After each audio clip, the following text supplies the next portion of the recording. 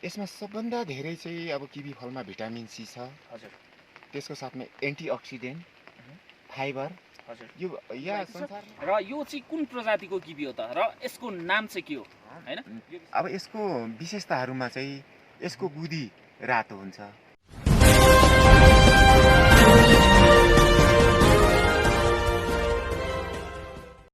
नमस्ते दर्शकवृन्द, यहाँहरू अहिले हेर्दै हुनुहुन्छ मिराकल अनलाइन टेलिभिजन र म छु सन्दीप सुब्बा योहाङ र आज चाहिँ म फाल्गुनन्द 3 नागबेलीमा आइपुगेको छु, जहाँ चाहिँ किवी फलको खेती चाहिँ धेरै नै प्रशस्त मात्रामा चाहिँ हुने गर्दो रहेछ।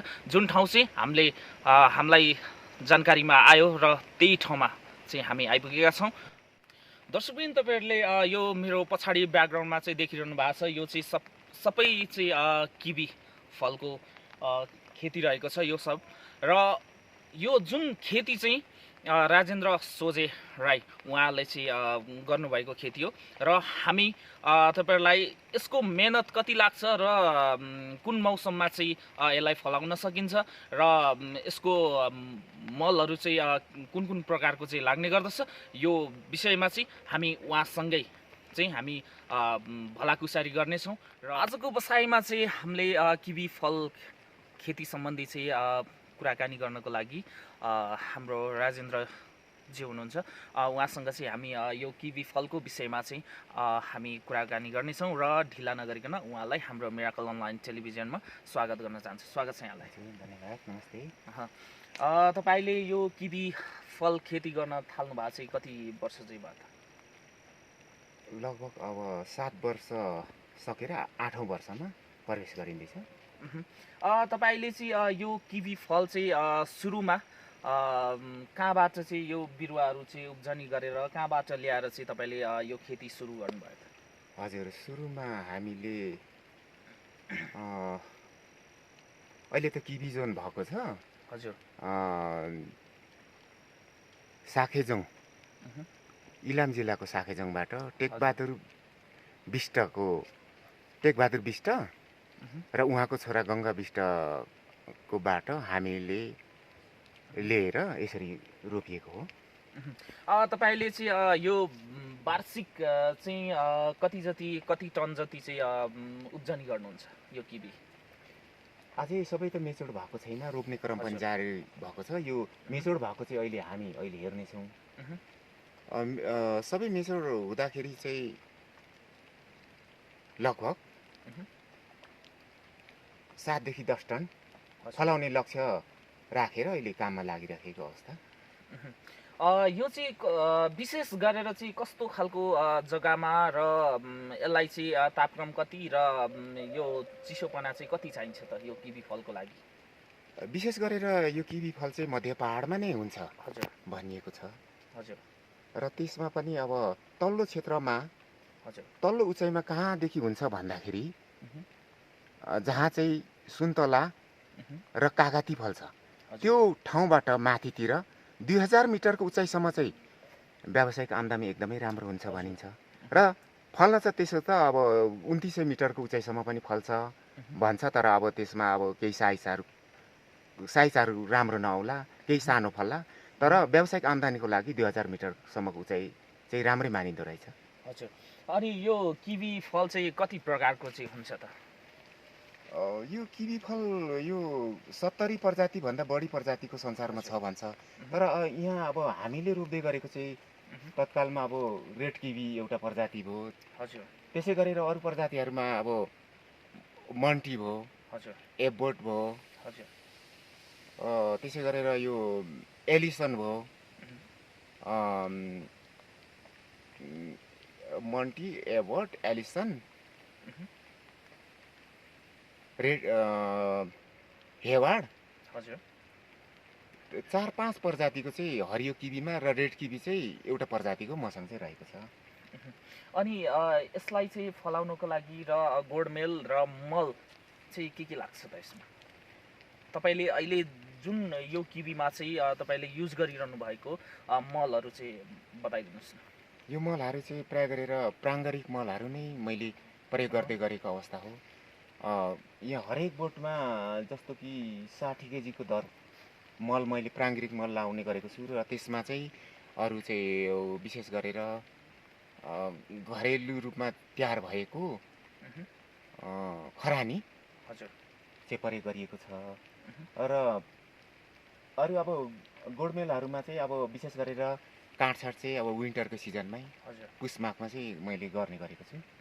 तपाईँले चाहिँ 8 वर्ष भइसक्यो यो किवी खेती गर्न थाल्नु भएको हो होइन। तपाईँले चाहिँ अहिलेको अवस्थामा चाहिँ 8 वर्ष जति बिताइसक्दाखेरि चाहिँ मार्केटहरू चाहिँ के कस्तो बुझ्नु भएको छ त? मार्केटहरू अब हदै राम्रो दाम त पाइएको छैन, तर अहिलेसम्म त्यतिकै रहेर त्यो कुहिएर फेक्नु परेको अवस्था चाहिँ छैन मार्केट। तर अब म मध्य पहाडमा चाहिँ यो किवी खेती गर्दाखेरि लगभग हामी बेनिफिटमै छौँ, त्यस्तो घाटा छैन। त्यस्तो घाटाहरू चाहिँ तपाईँहरूले बेहोर्नु भएको छैन छैन। अब हाम्रो भिडियोलाई हेरेर चाहिँ सम्पूर्ण दर्शकले पनि यस्तो खेती गर्न चाहनुहुन्छ भने तपाईँले उहाँहरूलाई चाहिँ टिप्सहरू दिनुपर्दाखेरि चाहिँ कस्तो टिप्स दिन चाहनुहुन्छ? यो हाम्रो मध्य पहाडमा एकदमै यसको सम्भावना राम्रो छ र तपाईँ हाम्रो पाखा पखेरो जग्गाहरूमा पनि हजुर यो खेती एकदमै हुन्छ र तपाईँ हाम्रो पाखा पखेरोलाई सजाउनुको लागि, यहाँको माटोको महत्त्व चाहिँ बुझ्नको लागि र कमी जग्गामा धेरै आम्दानी लिनको लागि चाहिँ यो खेती एकदमै गरौँ भनेर म आम कृषक साथीहरूलाई म आह्वान गर्न चाहन्छु र यो एकदमै यसको भविष्य राम्रो छ, सुखद छ र तपाईँ हामीले यो क्षेत्रमा गर्नु अझै धेरै बाँकी छ जस्तो मलाई लाग्छ। अनि यो विशेष गरेर यो किवी फलबाट चाहिँ हाम्रो शरीरमा चाहिँ कस्तो खालको प्रोटिनहरू चाहिँ होइन थ्रो गर्ने गर्छ? यसमा सबभन्दा धेरै चाहिँ अब किवी फलमा भिटामिन सी छ। हजुर। त्यसको साथमा एन्टिअक्सिडेन्ट, फाइबर। हजुर। यो या संसारमै अब सुरुमा चाहिँ यसलाई चाहिँ सुरुमा अब आँपलाई फलफुलको राजा मानिन्थ्यो, तर पछिल्लो समयमा अब रिसर्चहरूबाट चाहिँ अब किवी चाहिँ संसारकै एउटा राजा फल अथवा युरोपमा त यसलाई मिराकल फ्रुट पनि भनिन्छ। हजुर। त्यसकारण यसमा विभिन्न तत्त्वहरू चाहिँ अरू फलहरूमा भन्दा सबैभन्दा धेरै भएको हुनाले अब यो किवी फल चाहिँ एकदमै यो स्वास्थ्यको लागि राम्रो, हेल्थको लागि राम्रो र अहिले कोभिडको बेला चाहिँ के छ भन्दाखेरि एकदमै भिटामिन सीको चाहिँ प्रचुर मात्रामा हुने र एन्टिअक्सिडेन्ट भएको हुनाले यसको सेवन गर्न, यसको फलफुल चाहिँ प्रयोग गर्न तपाईँहरूले खाइदिनु हुनुको लागि पनि म हार्दिक अनुरोध गर्दछु। अनि यसको मेहनत चाहिँ कति लाग्छ? मेहनत चाहिँ खासै अब अनुभव चाहिँ कहिले नसकिने रहेछ, जति गर्दै गयो नयाँ नयाँ कुराहरू आइरहने। तर अरू फलफुल भन्दा चाहिँ यसको मेहनत चाहिँ धेरै नै छ, तर गर्न चाहिँ सकिन्छ। होइन? अनि अब हामी अन्त्यमै छौँ र हामी अब तपाईँले गर्नुभएका खेती होइन जति पनि एरियाहरू छ त्यो पनि हामी हेर्दै जानेछौँ र हाम्रो दर्शकहरूलाई पनि देखाउँदै जानेछौँ। र तपाईँले चाहिँ यो किवी फलबाट चाहिँ होइन वार्षिक आम्दानी चाहिँ तपाईँको कति हुन्छ? वार्षिक आम्दानी अबको 6 देखि 7 वर्षमा त अब 10 टन फलाउने हिसाबले लागिराखेको छ र त्यो तयारी म गरिराखेको छु। तर अब कुरा के छ भन्दाखेरि राज्यको लगानी अब त्यस्तो छैन, असली किसानहरूले राज्यले हेरिराखेको छैन। जो झोले कार्यकर्ताहरूलाई, जो पार्टीको कार्यकर्ताहरूलाई र अब त्यस्तोहरूले मात्रै हेर्ने काम गरिएको छ। अब हामी जस्तो असल किसानहरूमा आइपुग्ने भने यदा कता अब तपाईँहरू जस्तो मात्रै हो, नभए अब त्यस्तो आइपुग्दैन कि त अब मिडियातिर लेखाउनुको लागि, पत्र पत्रिकादेखि लेखाउनुको लागि कि त पैसा चाहियो कि पहुँच चाहियो। र अब पहुँच र पैसा नहुने मान्छेहरू अहिले अब ग्रामीण परिवेशमा हाम्रो यस्तै अवस्था छ, यी थाङराङहरू भत्किएको अवस्था छ। अब वडातिर पनि अब कृषिमा छुटेको पैसाहरू कहिले दिने होइन हामीलाई। अब माग्यो भने अब आनाकानी गरेर टाढिदिने, हुन्छ भनिदिने, तर नगर्ने, अब यस्तो भइराखेको छ। राज्यले असली किसानहरू चिन्न बाँकी छ भन्ने लागेको छ है। अनि तपाईँको यो तपाईँले अरू कुराहरू गर्नुभयो होइन, तपाईँको वार्षिक आम्दानी चाहिँ तपाईँले त्यो सोध्दै हुनुहुन्थ्यो, म त्यसमा है। वार्षिक आम्दानी अब 5 देखि 7 वर्षभित्रमा चाहिँ अब 8 देखि 10 लाखै बेच्ने योजना राखेर म बसिराखेको छु हजुर र अहिले तत्कालमा पनि अब त्यस्तै अब 3-4 लाख त भइराखेको छ रेड किवी र यो ग्रिन किवी गरेर। जस तपाईँ यो खेतीबाट चाहिँ सन्तुष्टि नै हुनुहुन्छ? म सन्तुष्टि छु किनभने हामी वैदेशिक सपनाहरू पनि हेऱ्यौँ। हजुर यहाँको माटो, यहाँको परिवेश, यहाँको हावापानीले सजाएर कसरी चाहिँ यही माटोबाट, यहाँकै परिवेश र यहाँको हावापानीबाट हामीले सुन फलाउन सकिन्छ या क्यास चाहिँ लिन सकिन्छ भनेर यो एउटा उदाहरण मात्रै हो र त्यो उदाहरण हामी हुने रहेछ भन्ने कुरा पनि प्रमाणित हुँदै गइरहेको छ। म यो खेतीबाट एकदमै आम्दानी हुन्छ भन्ने कुरा पूर्ण विश्वस्त छु। तपाईँले अब यो किवी खेतीहरू गर्नुभएको छ होइन, तपाईँलाई थाहै होला के चिजहरू चाहिँ बन्छ त यो किवीबाट? किवीबाट जस्तै बन्ने कुराहरू अब यो मल्टिपल छ, विशेष गरेर अब जुस, जाम, जेली, वाइन, अब फल खानुहरू भयो, अब त्यस्तै अरू देशहरूमा त जस्तो कि अब चक्लेट हो, क्यान्डी हो, अब त्यस्तै अरू देशहरूमा चाहिँ जस्तो पेस्टहरू पनि बनाउँदो रहेछ, जस्तो कस्मेटिकको साधनहरू पनि बनाइएको भनेर सुनिन्छ।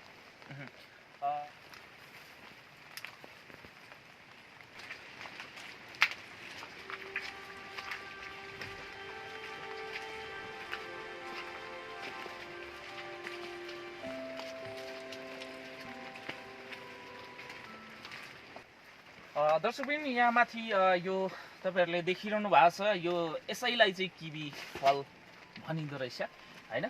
विशेष गरी म पनि फर्स्ट टाइम यहाँ आइपुगेको छु र हामीले यो चाहिँ कस्तो ठाउँमा हुन्छ भनेर पनि अघि नै उहाँले बताइसक्नु भएको छ। र यो चाहिँ कुन किवी हो त?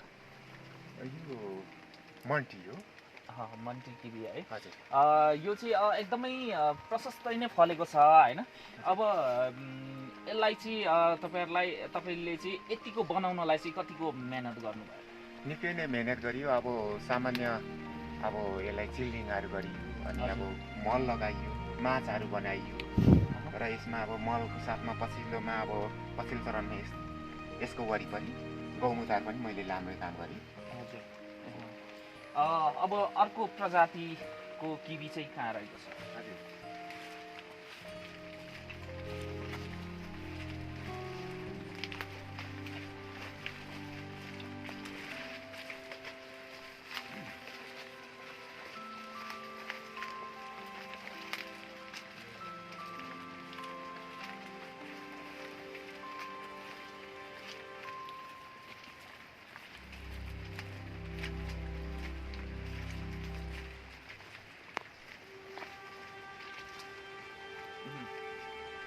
यो चाहिँ अर्को प्रजातिको किवी हो होइन। यसको विषयमा पनि थोरै बताइदिनुहोस् न। यो चाहिँ अब संसारमै रुचाएको प्रजाति र यो स्टोर गर्नको लागि लङ लास्टिङ र सबभन्दा ठुलो साइजमा फल्ने भनिन्छ। यसलाई चाहिँ हेवार्ड प्रजातिको यो किवी। हजुर। यो चाहिँ हेवार्ड प्रजातिको है। यो चाहिँ हेवार्ड प्रजातिको किवी। हजुर। दर्शकबिन तपाईँहरूलाई दुई प्रजातिको किवी चाहिँ देखाइसकेका छौँ र अब हामी अर्को प्रजाति कस्तो रहेको छ त्यो विषयमा पनि उहाँले देखाउनुहुनेछ है त।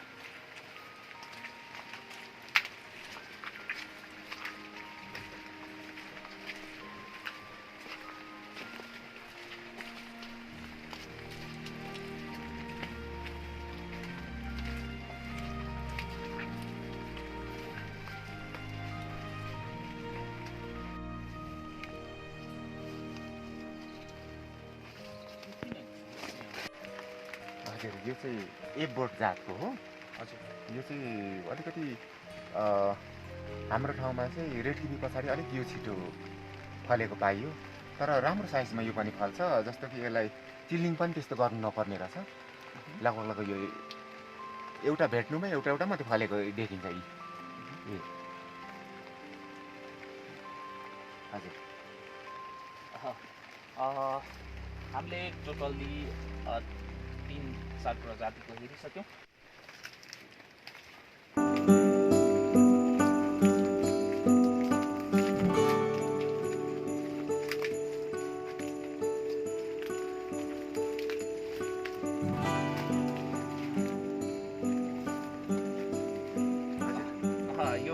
यो चाहिँ दर्शकबिन तपाईँहरूले देखिरहनु भएको छ यो अर्कै प्रजातिको है। यसको नाम चाहिँ के हो होइन, हामी चाहिँ उहाँकै मुखारबिन्दुबाट चाहिँ सुन्नेछौँ। सर यो चाहिँ कुन प्रजाति सर यसलाई चाहिँ एलिसन भन्दो रहेछ सर। हजुर हजुर एलिसन भन्दो रहेछ सर। यो पनि निकै नै हाम्रोमा सक्सेस देखिएको छ, गाउँमा अरू साथीहरूमा पनि यो निकै नै राम्रो गरी फलेको जातमा यो पर्यो र धेरै साथीहरूले धेरै किसानहरूले अहिले यो जातिलाई रुचाएको छ र कतिपय अब त्यो अब बिरुवा बेच्ने साथीहरूले अब यो एलिसनलाई चाहिँ हेवाड भनेर पनि बेचेको पाइयो, तर पछिल्लो चरणमा हामीले बुझ्दै लाँदाखेरि यो चाहिँ हेवाड होइन एलिसन रहेछ। अब यहाँभन्दा अरू प्रकारको पछाडि छ कि छैन? अरू प्रजातिको छ, हामीसँग थोरै रेड किवी पनि छ, ग्रिन किवी नै हो। यो चाहिँ ब्रुनो प्रजातिमा पर्छ है। यो चाहिँ अरू साइजभन्दा निकै नै राम्रो साइज फल्दो रहेछ, फलेको पाइयो र यो चाहिँ विशेष गरेर सिलिन्डर साइजमा फलेको देखिन्छ।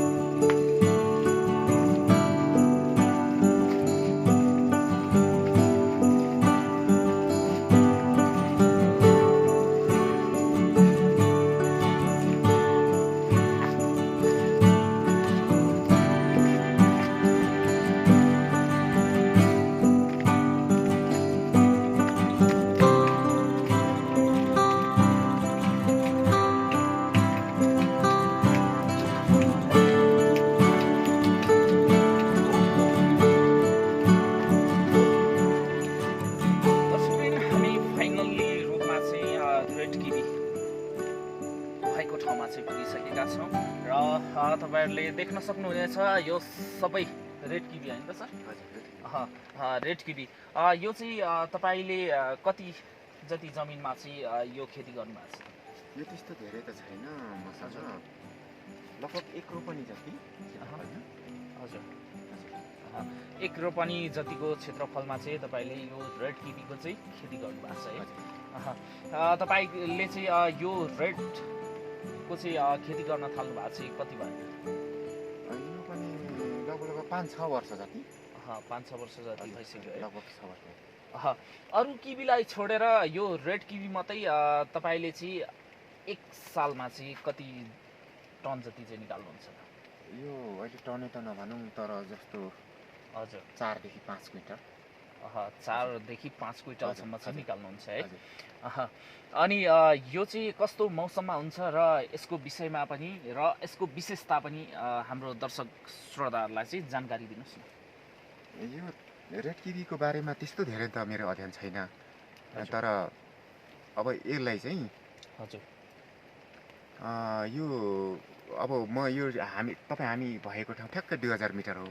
हजुर यो अब 2000 मिटरको उचाइसम्म चाहिँ अब यो यतिको फलिराखेको छ, राम्रै फल्या छ।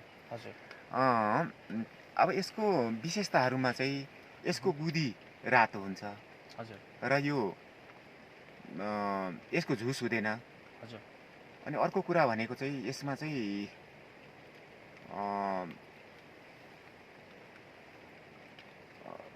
अगौटे सिजन यो चाहिँ ग्रिन किवी भन्दा अलिक चाँडै पाक्ने कि अगौटे सिजनमा, जस्तो कि अहिले यो अब लगभग असोज महिनाभरिमा यसलाई टिप्न सकिन्छ। असोज महिनाभित्रमा चाहिँ होइन हजुरले टिप्न सकिन्छ। र यसको विशेषताहरूमा अरू भन्नुपर्दाखेरि के छ भन्दाखेरि यो अगौटे सिजन पनि हो र यसको धेरै अर्को ग्रिन किवी भन्दा धेरै मिठो। हजुर मिठो र यो धेरै मिठो र यो त्यस्तो चिल्लिङ पनि गरिबस्नु नपर्ने, जस्तै एउटा भेट्नेमा एउटा मात्रै फलिरहेको छ यस्तो। हजुर अब यहाँभन्दा अर्को ठाउँ चाहिँ हामीले यहाँ अगाडि पछाडिपट्टि पनि देखिरहेका छौँ होइन। यो पनि पछाडिपट्टि देखिरहेका छौँ होइन।